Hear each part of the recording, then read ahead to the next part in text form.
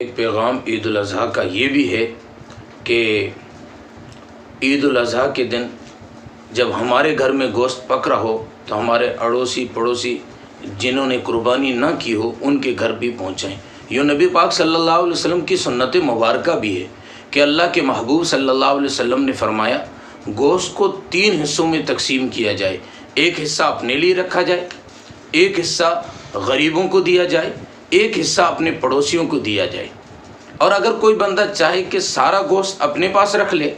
تو وہ رکھ سکتا ہے، لیکن بہتر جو ہے وہ یہ ہے کہ اپنے اڑوسیوں پڑوسیوں میں تقسیم کر دیا جائے اور اس کے علاوہ غریبوں میں تقسیم کر دیا جائے، یہ سب سے بہتر ہے۔ مفتی عبدالواحد قریشی صاحب ایک واقعہ بیان کرتے ہیں، وہ کہتے ہیں کہ ایک بندے نے خواب دیکھا کہ اس کا بکرا جنت میں سیر کر رہا ہے، دیکھا کہ 3 ٹانگوں پہ گھوم رہا ہے، ایک ٹانگ نہیں ہے، تو اس سے پوچھا، اللہ رب العزت نے اس بکرے کو قوت گویائی دی تو اس نے جواب دیا کہ بھائی میرے پاس چوتھی ٹانگ کہاں سے آئے گی، وہ تو آپ کے فریجر میں بند پڑی ہے، جب آپ کھائیں گے وہ میرے پاس پہنچے گی جب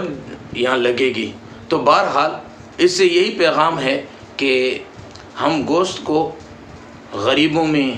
اور پڑوسیوں میں تقسیم کریں۔ ہاں اگر کوئی بندہ چاہے تو رکھ سکتا ہے، جیسا کہ صحابہ رضوان اللہ علیہم اجمعین سے ملتا ہے۔ بخاری اور مسلم کی حدیث میں ہے کہ پہلے نبی پاک صلی اللہ علیہ وسلم نے منع کر دیا تھا اور اس کے بعد پھر نبی پاک صلی اللہ علیہ وسلم نے 3 دن سے زائد رکھنے کی اجازت دی ہے، اور صحابہ رضوان اللہ علیہم اجمعین کے اقوال سے یہ چیز ملتی بھی ہے۔ ایک صحابی کہتے ہیں کہ میں حج سے واپس آیا اور واپسی پر میں نے واپس آ کر نبی پاک صلی اللہ علیہ وسلم کو سوکھا ہوا گوشت بنا کر کھلایا،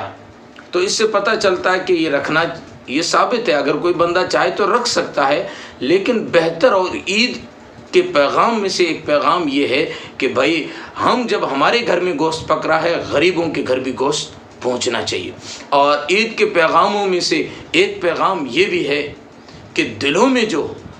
نفرتیں بھری ہوئی ہے، دلوں میں جو بغض اور کینہ بھرا ہوا ہے، اسے بھی صاف کریں، اپنے دل کو صاف کریں۔ اور عید الاضحیٰ کے پیغاموں میں سے ایک پیغام یہ بھی ہے کہ جب جانور پر چھری چلائیں تو اپنی انا پر، اپنے تکبر پر، اس پر بھی چھری چلائیں، اس چیز کو ختم کریں، اللہ رب العزت کے لیے جھکنا سیکھیں، پھر محبتیں ہی محبتیں ہوگی۔ عید کے پیغام میں سے ایک پیغام، اہم پیغام یہ بھی ہے کہ ہم اپنے دلوں کو صاف کریں،